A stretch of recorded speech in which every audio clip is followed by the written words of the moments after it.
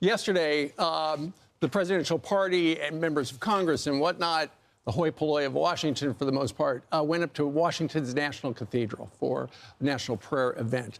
And there at the lectern was Bishop Marianne Edgar-Bood, and she gave a sermon that, you know, it's described as a sermon, but really it was a lecture where she told the new president, go easy on migrants and refugees and members of the LGBTQ community.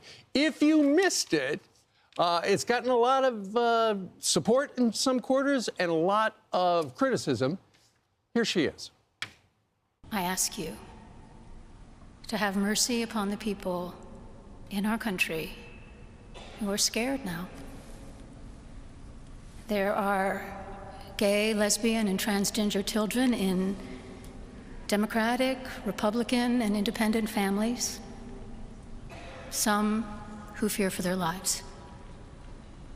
And the people who pick our crops and clean our office buildings, who labor in poultry farms and meatpacking plants, who wash the dishes after we eat in restaurants and work the night shifts in hospitals, they may not be citizens or have the proper documentation, but the vast majority of immigrants are not criminals. Oh, my God. It's always good to learn. What was that, John, or was that Paul? I don't know. She didn't go through Scripture, okay? Right. And she gave a political speech. Absolutely. And as someone that comes from generations of preachers, I would have walked out. I commend the president for being graceful, but I'm J.D. Vance. I'm looking crazy. Like, what is she talking about doing a sermon?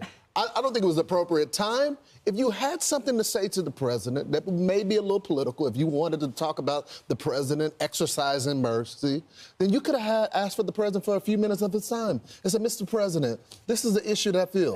But don't get up there and try to preach a sermon that you cite no scripture for. Well, she's not going to talk to him because during the George Floyd riots back in 2020, she said she'd given up trying to speak to Trump and said that he needed to be replaced. So, you know... Look at the children. There's children there, too, that are hearing this message. Well, here's the thing. You know, the president's team should have known that she could have said things that were inappropriate for, or, you know, stuff that they didn't need to hear or was not appropriate. Just Google her. That's all they would have to do. But instead, they put him in that position where he's in the front row. Why was she selected? Is she's the bishop, the rector of the... Of that bishop, of that particular national cathedral. Here she is last night on CNN explaining what she wanted to do. I was speaking to the president because I felt that he has this moment now where he feels charged and empowered to do what he feels called to do. And I wanted to say, you know, there is room for mercy. There's room for a broader compassion. We don't need to portray with a broad cloth in the harshest of terms some of the most vulnerable people in our society. So Trump wants an apology, and he made that clear. He said the so-called bishop who spoke at the National Prayer Service on Tuesday morning was a radical left hardline Trump hater. She brought her church into the world of politics in a very ungracious way. She was nasty in tone and not compelling or smart. She failed to mention the large number of illegal immigrants that came into our country and killed people. Many were deposited from jails and mental institutions. It's a giant crime wave that is taking part in the USA. Apart from her inappropriate statements, the service was very boring and uninspiring. She is not very good at her job. She and her church owe the public an apology. You got this historic moment. She decides to give a lecture.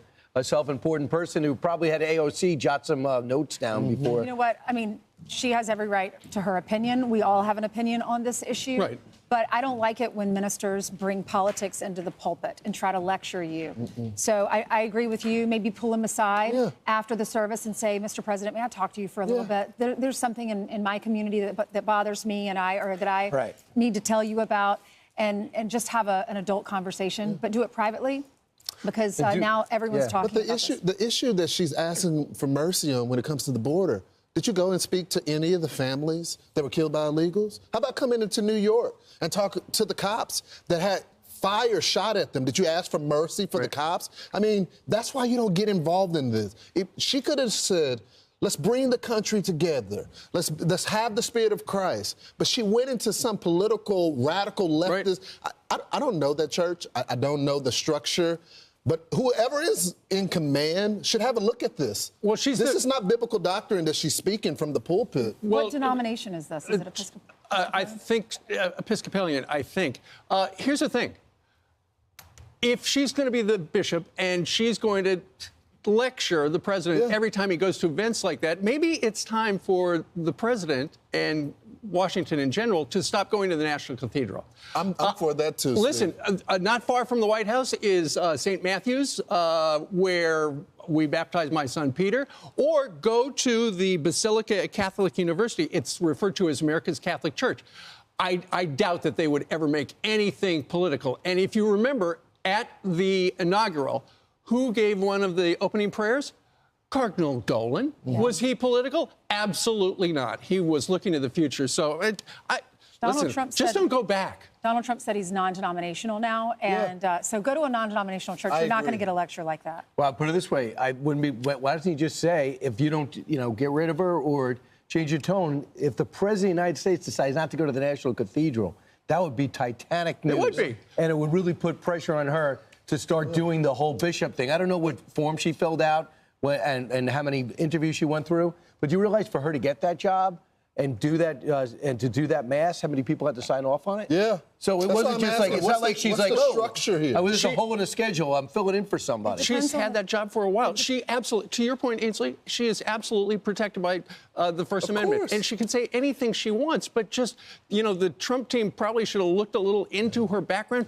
Is she going to go ahead and sandbag him? But she's supposed to be representing the great book, okay? Right. And nothing that she said there was representative of that. She's saying mercy, but it says nothing about obeying the laws of the land. I think people who have her opinion are reading the whole border situation in the wrong way. It's not that he doesn't have compassion. Of course he has compassion on every single person. Everyone's God's child.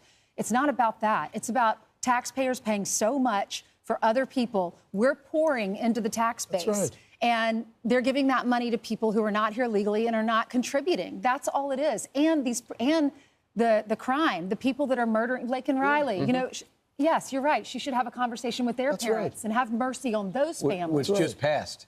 Blake and Riley, the Riley bill, and had over 40 votes in the House alone. Right, goes back to the House today. But she wants to be famous. To Trump. That's why she hops on CNN. That's why she sat there. And there's video of her in 2020 with her ridiculous mask on, outdoors, with the little vent on the side, screaming about Donald Trump and what he should be, and the George Floyd riots. That's not somebody that wants to be a leader for everybody. No, she shouldn't be in clergy. Okay, anyway. so that's something more Al Sharpton. A lot of people, both sides, talking about today. I'm Steve Ducey. I'm Brian Kilmeade. And I'm Ainsley Earhart. And click here to subscribe to the Fox News YouTube page to catch our hottest interviews and most compelling analysis.